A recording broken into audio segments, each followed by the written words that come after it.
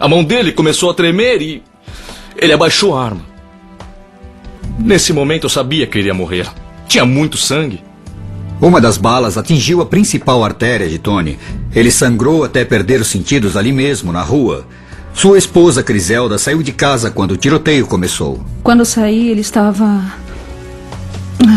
caído e sangrava muito. E logo eu vi que estavam usando um desfibrilador nele.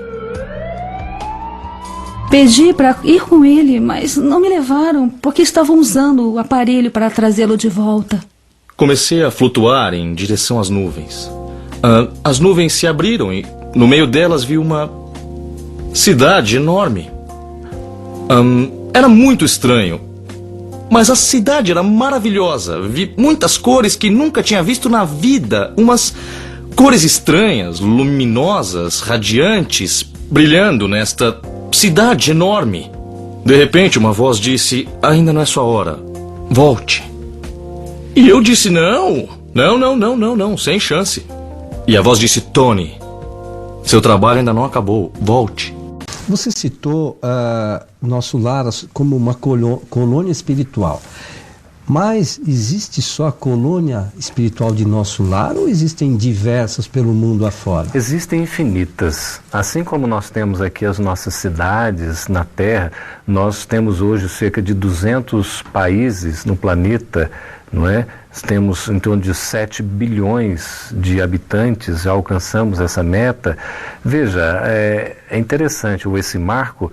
No plano espiritual, a gente tem toda uma sociedade que funciona ativamente, dinamicamente, com os seus interesses, com os seus afazeres, com as suas profissões, com as suas preparações.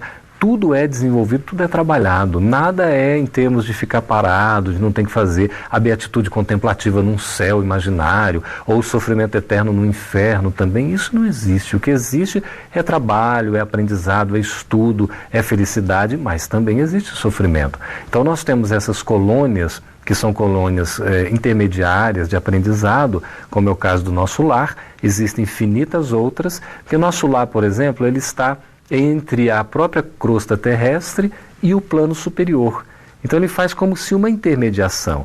Até na organização de Nosso Lar, a gente aprende lendo esta obra Nosso Lar, que virou filme, como você citou, um filme que teve mais de 4 milhões de espectadores aqui no Brasil. A gente vê a questão dos ministérios. Então há um ministério que é da União Divina que tem a conexão com o plano superior, ou seja, há mundos mais na esferas superiores. E há outros ministérios que estão mais conectados às regiões inferiores, já com um ponto de contato com o umbral, por exemplo. Existe no mundo espiritual as chamadas zonas umbralinas, as regiões abismais ou os abismos, as regiões trevosas ou as trevas, e existem as esferas de transição, colônias espirituais como o Nosso Lar. E existem os mundos que são mais elevados, mais superiores, e outros que já são até celestes, ou seja, mundos já destinados mesmo a uma evolução muito maior e até inimaginável do que a gente possa pretender aqui na Terra. Então a gente viu lá no filme Nosso Lar, aquele lugar escuro, onde os espíritos passando por momentos ruins, enfim. Fala um pouquinho sobre isso, Geraldo. Na concepção tradicional da religião, nós temos aquela ideia do céu, do inferno, e para aliviar um pouquinho o purgatório, não é? O céu seria o estado, né, de uma beatitude, de uma salvação, o inferno seria uma condenação eterna e o purgatório seria esse estágio intermediário para ver se o indivíduo, afinal de contas, vai ser salvo ou se ele vai ser condenado. Na concepção espírita, que é muito interessante, todas as religiões cristãs, elas são espiritualistas, ou seja, acreditam na imortalidade da alma ou do espírito e acreditam no mundo dos espíritos, seja o nome que se dê, mas acredita que há uma vida depois da morte, e se há uma vida depois da morte, evidentemente, há um mundo que abriga essas almas. A grande diferença entre uma religião e outra é como fica esta alma ou este espírito depois da morte.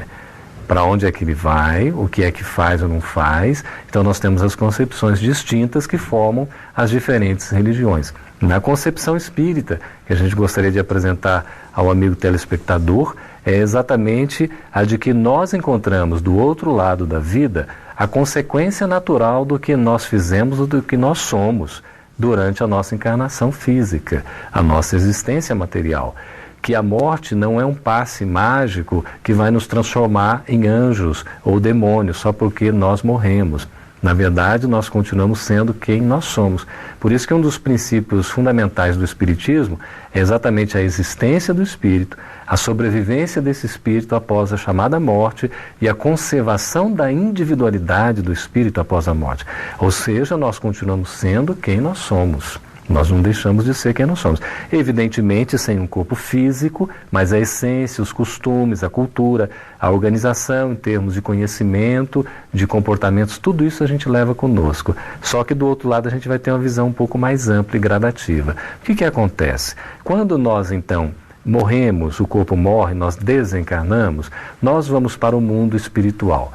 E lá nós vamos encontrar a realidade que vai nos ser consequência da nossa própria vida material. Se nós, evidentemente, não aproveitamos o tempo, se nós não praticamos o bem, se nós malbaratamos as oportunidades concedidas, se nós nos desviamos do caminho certo, nós não fomos pessoas caridosas, nós vamos encontrar do outro lado as consequências do que nós fizemos de errado ou deixamos de fazer de bem.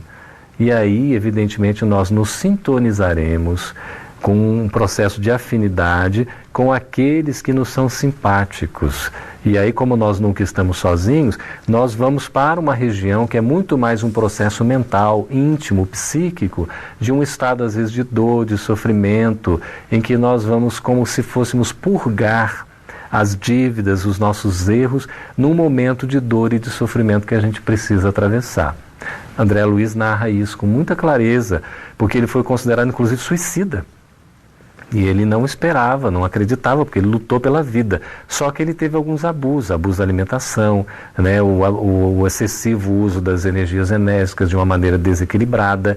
Então, o abuso da bebida. Então, ele chega de lá, mesmo como sendo um suicida inconsciente ou indireto, ele é um suicida.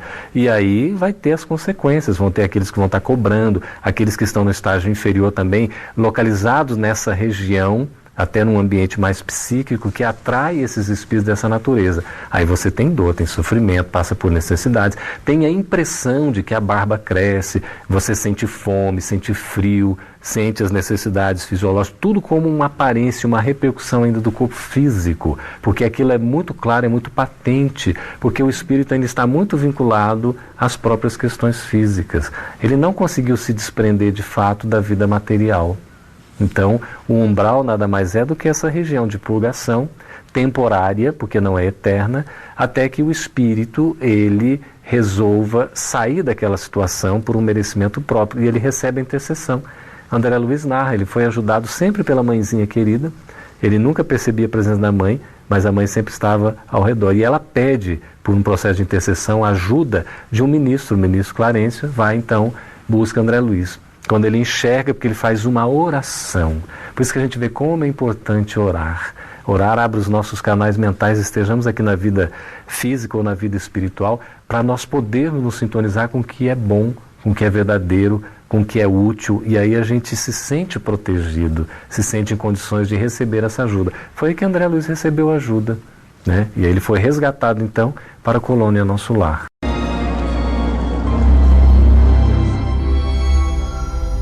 Existem entre nós muitos recém-chegados que se surpreendem com a forma semelhante ao planeta.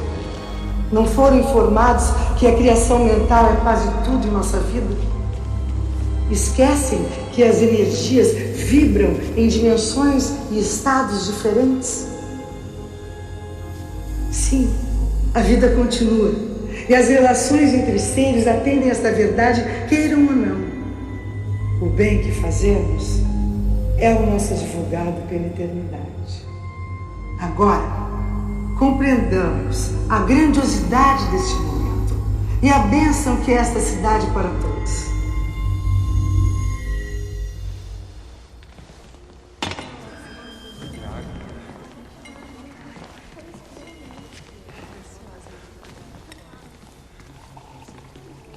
André, pensei que já estivesse pronto. Para quê? O ministro Clarencio lhe autorizou a visitar a cidade. Mas, Vinícius, assim? Bem, eu lhe ensino a materializar outra roupa.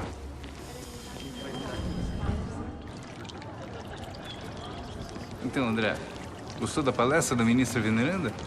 Jamais poderia imaginar uma imagem como aquela e ideias tão impressionantes. Eu sei, foram momentos difíceis aqui no hospital. Tente agora mudar os seus pensamentos, meu amigo. Lises, não é fácil passar pelo que eu passei. A sua recuperação depende também disso. É a lei da sintonia. Quer dizer que se eu explodir de raiva, eu posso voltar para o umbral. Nunca se sabe, André. Nossos sentimentos e pensamentos comandam aonde estaremos. Lises, eu preciso saber notícias da minha família. Tudo a seu tempo. Lembra? Estava sofrendo muito com a minha doença. André... Meus parentes que morreram antes de mim, eles não estão por aqui. Meu pai, minha mãe... Meu Deus. Ah, então você acredita?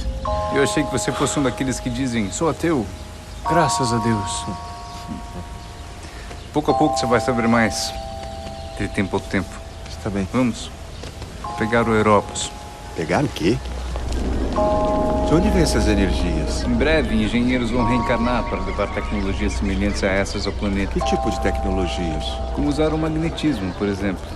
A vida na Terra é que é uma cópia daqui, André. Nascer, morrer, renascer, muitas vezes, tantas vezes quanto necessário. É da lei. Ei, pare de ler meus pensamentos. Você está bem melhor. Ah, não sei porquê. Quem reclama tem tempo para sorrir? Doutor André! Que surpresa! Meu Deus do céu! O senhor por aqui não está lembrado de mim, não? Dona Amélia! O senhor me atendia sempre no fim do dia.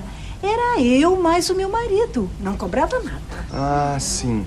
A senhora tinha dores na cabeça. Dores na barriga. Claro. Melhorou? Eu morri, né? Fiquei boazinha. Ah, tô aqui esperando o Antenor. Ah, ele era cheio de doença, o senhor lembra? Mas morrer que é bom, nada. Minha senhora, desculpe, mas o doutor André ainda é recém-chegado. Eu tenho certeza que o senhor veio direto para cá. Não precisou ficar naquele lugar horrível. O senhor é um homem bom. Não tem erro. Veio direto para o nosso lar. Doutor André, assim que o senhor estiver atendendo, eu venho lhe fazer uma visita. Obrigado, dona Aurélia. Amélia. Amélia. Quando for assim, melhor não dizer nada. Obrigado pelo conselho. Você podia ser ministro. Tá bem. Vou lhe contar um pouco da história desse lugar. Mas preste atenção, que eu vou dizer tudo uma vez só. Combinado? Combinado. Esse aqui em frente é o Ministério da Elevação. Nosso lar foi construído no século XVI.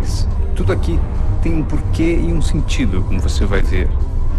Ali temos a União Divina, que trata dos assuntos das esferas superiores, junto com o Palácio da Governadoria. Esses são os prédios do esclarecimento e comunicação, que cuidam de pesquisas e mensagens para os familiares da Terra, entre outros assuntos. Você está no Ministério da Regeneração, que fica ao lado do Pavilhão da Reencarnação. Eu devo confessar, não gosto muito. Por quê? Um dia você vai saber. A praça principal abriga em cada uma das 6 pontas da estrela um ministério. Existem 72 ministros na cidade, André. Assim como o sopro de Deus.